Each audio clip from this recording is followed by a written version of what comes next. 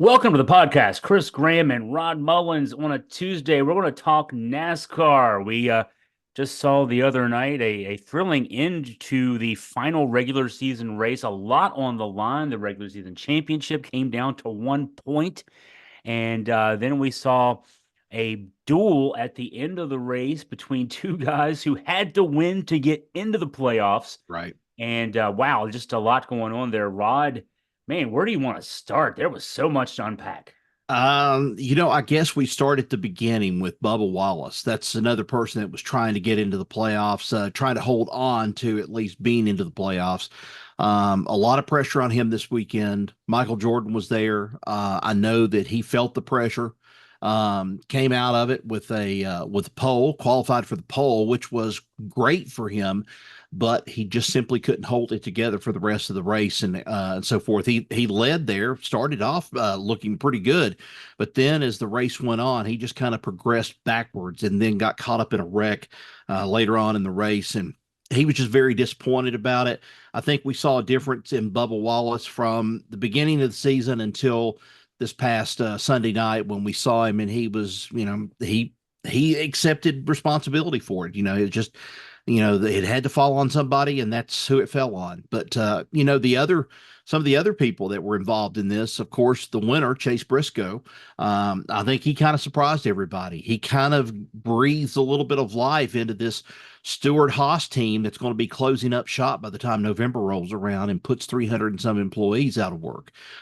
He gave them some hope, and that was something that I think is as just one of the great things about NASCAR. Last week we talked about Harrison Burton winning at Daytona. It was one of those things of where there were a lot of people questioning whether or not he should be even in the playoffs and so forth with that win. Well, here's another one. Chase Briscoe. You start wondering to yourself, should he even be in the playoffs?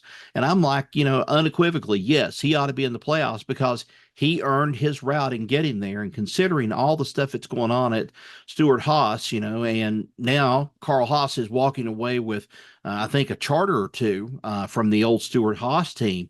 That team's not going to be in existence anymore after November. It's going to be a Carl Haas field testing team, or at least what he calls a race team, at least in his regards. But it's going to be different. And then we saw what probably was the most heartbreaking thing of the night was Kyle Busch. Kyle Busch there on the verge.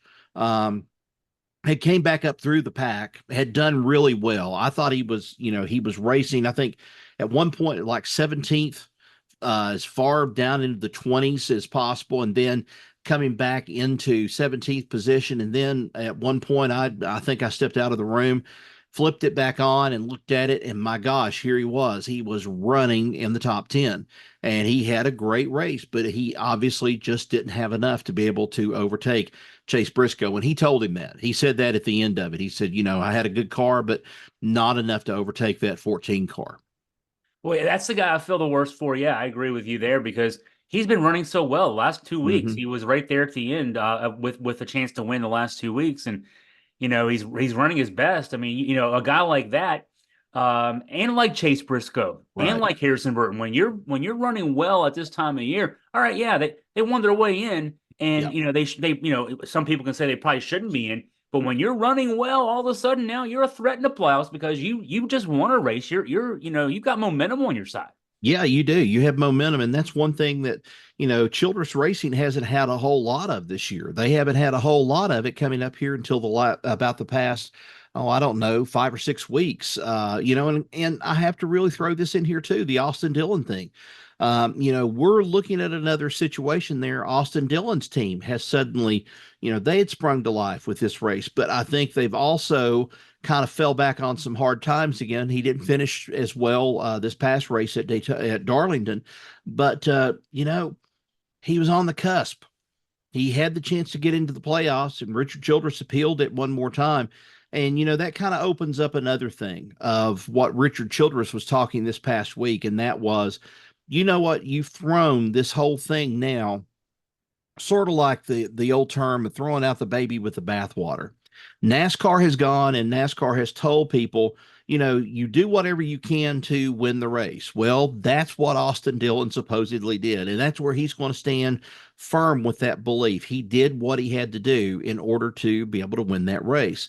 But Richard Childress is not backing off of it. He's saying that there's going to come a time where NASCAR is going to get even more questioned about this whole situation of what happened and leading up to this with Richmond. But yeah, it's been an up and down season for Richard Childress Racing, no doubt about it.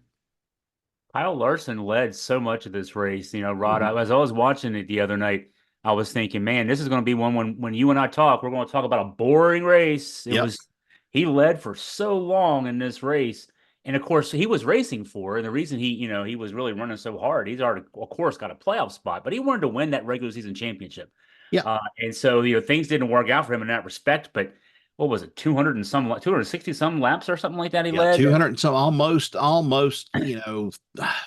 50, 75 laps, something shy of really dominating the whole thing. I put it in the Yeah. story, but it was just unreal how he was just dominating at one point. And then lo and behold, boom, he gets caught up in a wreck and it pretty much does him in for the rest of the night. And that allows Tyler Reddick to move in from 2311 Motorsports, the same team that Bubba Wallace runs for. It was kind of a mixed bag. Here, Tyler Reddick's going to make the playoffs. Tyler Reddick has been leading the point standings, and he wins the manufacturer or the regular season title. They're in for contention now for the manufacturer's trophy. Also, with this, I know that Toyota's in the race for that as well. But Tyler Reddick, he was just as happy as he could be that he had won the regular season title out of it. I'm sure he wanted to win the regular race, but it just wasn't meant to be. But man, I'm telling you, we saw some wrecks. We saw some people slam the wall pretty hard, especially that first wreck. Lap two, I think, is what True. happened when Martin Truex Jr. It appeared that he was going to be knocked out of the playoffs, but because of his position and where he was, and some of the other teams that kind of helped him out along the way. He's in the playoffs now. Martin Truex is in the playoffs, and Ryan Blaney took a hit. We heard some moaning and groaning from Ryan Blaney too on the radio, but he came out of the infield care center, and I don't know if they pumped him up on some pain juice or what, but he came out. He seemed like he was okay, but man, he was on the radio. He was groaning pretty bad. He says, "My arm, I think I hurt my arm." And that's the last thing we heard about it. But, everything has hopefully worked out, at least for Ryan Blaney. Great discussion for the listeners out there, viewers on YouTube. Keep up with Augusta Free Press. We'll keep you up to date on the latest in NASCAR auto racing in general. And of course, the race this weekend, the first playoff race. Mhm. We'll have all the coverage there as well. Well, Rod, as always, thank you for your time and your insight. Appreciate it, Chris. Thanks.